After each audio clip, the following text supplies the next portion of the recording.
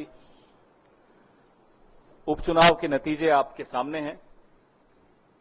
प्रधानमंत्री जी आज शायद किसी विवाह में शामिल हों, उनके चेहरे पे आज मुस्कान नहीं होगी, अच्छा नहीं लगता, लेकिन नहीं होगी, अब क्या कर सकते।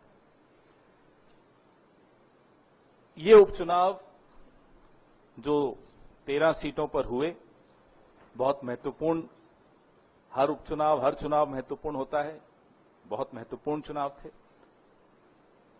दूसरी बार 1.5 महीने में, 1 महीने में समझ लीजिए, दूसरी बार भारतीय जनता पार्टी को देश की जनता मजबूती से कुछ संदेश देना चाहती है। लोकसभा चुनाव में संदेश बहुत स्पष्ट था, हुजूर इस कदर भी न इतरा के चलिए। अब 1 महीना हो गया, लोगों ने देखा रवैया में कोई फर्क नहीं है, अभी भी वही ऐंठ, वही घमंड, वही अहंकार। फिर से एक संदेश दिया। उत्तराखंड में हम दोनों सीटें जीत गए, बद्रीनाथ की भी और मंगलोर की भी। हिमाचल में एक थोपा हुआ चुनाव, निर्दलीय 3 विधायकों से इस्तीफा लिया गया, उनसे इस्तीफा करवाया गया, हमारी सरकार को अस्थिर करने का प्रयास किया गया और जनता का पैसा एक थोपे हुए चुनाव पर बर्बाद करवाया गया। आप लोग उसको ऑपरेशन लोटस कहते हो, मैं उसको ऑपरेशन कीचड़ कहता हूं। ऑपरेशन वोटर्स सबसे बड़ा होता है, सबसे मजबूत जवाब देता है।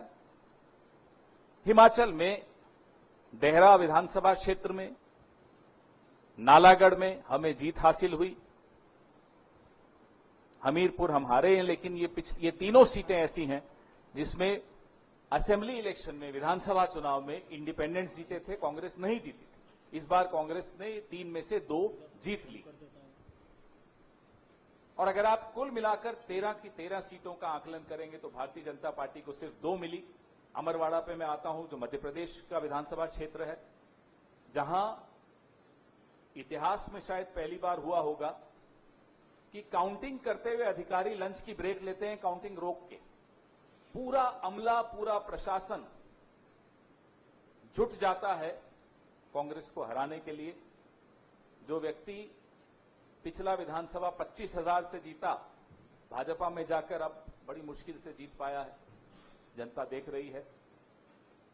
इन तमाम विधानसभा क्षेत्रों के वोटर्स का हम कांग्रेस पार्टी की तरफ से हार्दिक धन्यवाद देते हैं उन्हें कि उन्होंने सबक सिखाया उन लोगों को जो षड्यंत्र कर रहे थे संविधान को कमजोर करने का, संविधान को बदलने का, और चुनी हुई सरकारों को अस्थिर करने का जो षड्यंत्र रच रहे थे, उनको एक करारा जवाब आज जनता ने दिया है।